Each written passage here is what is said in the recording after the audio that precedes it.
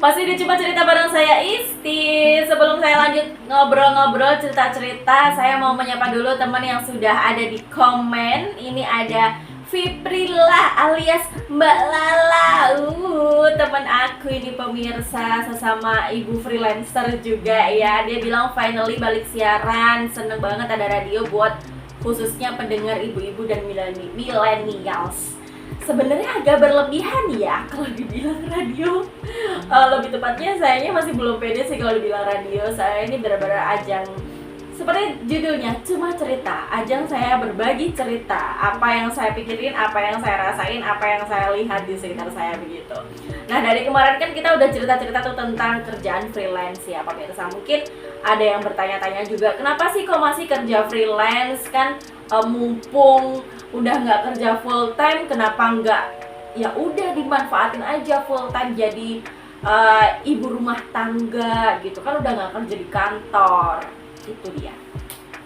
Sebenarnya memang banyak ya alasan kenapa perempuan atau istri atau ibu itu memutuskan untuk tetap bekerja. Ini nggak cuma saya, tapi beberapa temen yang udah jadi ibu atau yang udah menikah gitu, atau mungkin perempuan yang belum menikah belum jadi ibu. Kenapa sih kok mereka tuh sampai repot-repot memberdayakan dirinya, repot-repot masih pokoknya mau harus tetap kerja gitu ya? Karena memang ada beberapa orang yang tetap memutuskan bekerja karena keadaan.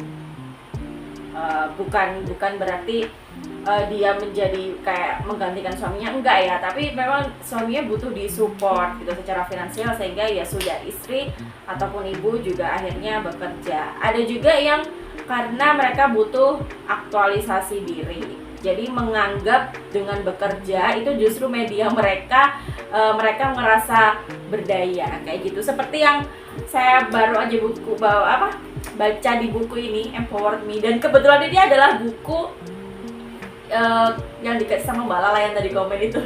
Makasih banyak ya Mbak.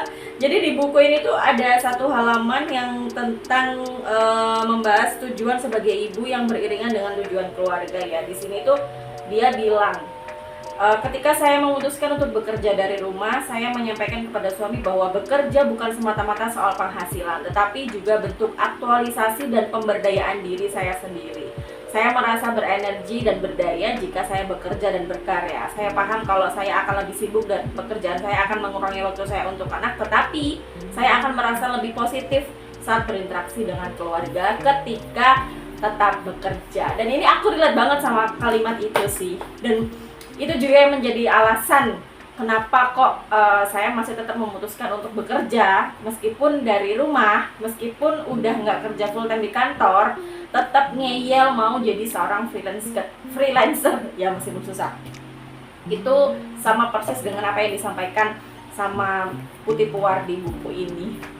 Jadi sebenarnya memang apa ya, kalau karena memang sebelumnya itu udah kerja, terus habis itu kalau misalnya tiba-tiba nggak kerja sama sekali, itu ada nggak enaknya gitu loh. Dan lebih ke tadi ya, aktualisasi diri, ngerasa supaya lebih tetap berdaya. Jadi butuh sih juga kerjaan selain karena ya butuh cuannya juga begitu. Tapi sebenarnya ada cerita yang membuat saya juga semakin yakin kenapa kok perempuan itu emang semestinya tetap berdaya, punya penghasilan sendiri, tetap bekerja. Jadi ceritanya itu, saya itu lagi di sebuah minimarket gitu ya, yang dia menjual kopi dan biasa dibuat orang untuk nongkrong gitu, tahu kan, yang depannya F. Nah di situ saya tuh sengaja memang melipir ke situ karena sedang mengejar deadline dan harus cepet-cepet. Ya udahlah di situ sekalian ngopi gitu kan. Nah di sebelah saya ada perempuan yang mungkin kayaknya lebih tua sedikit lah dari saya. Dia juga buka laptop karena sambil menunggu loading. Udahlah, sok-sok kenal, sok deket gitu kan. Tanya saya ke dia, "Mbak kerja juga?" gitu.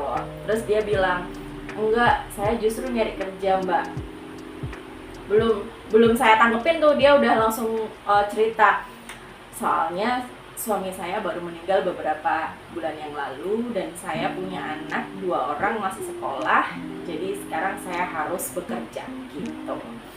Wah, saya ngucapin turut berduka, semoga dikuatkan dan lain sebagainya. Terus intinya dia cerita lagi kenapa kok akhirnya dia mulai bekerja lagi, karena sebelumnya ketika dia udah menikah, ketika dia apalagi dia udah punya anak, suaminya itu melarang, bukan melarang ya, dia sih bilangnya tidak mengizinkan ya, sama dia tidak mengizinkan dia untuk bekerja. Jadi suaminya bilang udah urus anak aja gitu, soalnya suaminya merasa memang bisa nge-provide semua kebutuhan istri dan anak-anaknya begitu, karena kebetulan suaminya PNS, sehingga ya udah selama menikah dan punya anak dia nggak bekerja begitu. Ketika takdir berkata lain, suaminya meninggal karena sakit, ya akhirnya saat itu juga langsung agak-agak kelempungan gitu ya, dia mencari pekerjaan. Sampai waktu itu tuh nanya, ada nggak ya mbak kerjaan yang buat saya usia segini. Terus ya saya nanya balik kan, emang basicnya apa dan sebagainya. Ini saya tuh lagi nyoba-nyoba virtual assistant, agak kagok ya soalnya udah lama nggak kerja dan lain sebagainya, kayak harus memulai dari awal di usia yang mungkin kalau sebenarnya masih produktif sih, cuman kan produktivitas usia 20 dengan 30-an itu kan beda gitu ya. Jadi dia agak kesulitan untuk mengejar itu begitu. Di situ saya berpikir, that's why perempuan itu memang semestinya tetap berdaya, punya penghasilan sendiri ya, karena seperti itu tadi loh, kita nggak pernah tahu ya takdir kita itu bagaimana, jalan cerita kita bagaimana, dan memang semestinya kita itu bersiap-siap aja. Jadi apa yang kita lakukan semuanya sekarang ini adalah bentuk persiapan atas segala kemungkinan yang terjadi gitu ya. Ini juga sama banget sama mantan bos saya dulu yang nge-lay off saya. Itu juga pernah bilang kayak gini, istri emang perlu banget punya usaha sendiri, pendapatan sendiri, karena suami pun itu juga ada bahasanya gitu kan. Ketika masa suami itu habis, entah habisnya itu dalam artian memang udah pensiun atau mungkin sakit atau bahkan ya seperti itu tadi meninggalkan kita lebih dulu, seenggaknya dapur rumah tangga itu nggak langsung tumbang kayak gitu, masih tetap ada income lah ya begitu. Jadi nggak langsung online, tetap berdaya, punya penghasilan. Itu buat perempuan bukan lagi semestinya, tapi kalau bisa sih, kalau bagi saya sih ya memang perlu begitu, dan memang seharusnya begitu. Nggak harus dengan kerja kantoran ya, dengan berjualan terus kerja freelance atau melakukan apapun yang menghasilkan cuan, itu juga bisa diartikan dengan kita berdaya, ya nggak sih? Oke, karena ini saya udah mulai batuk-batuk saya putarkan satu lagu aja dulu, sambil nanti kita lanjut cerita lagi ya, dari Malik and the Essentials, Setapak Sriwedari.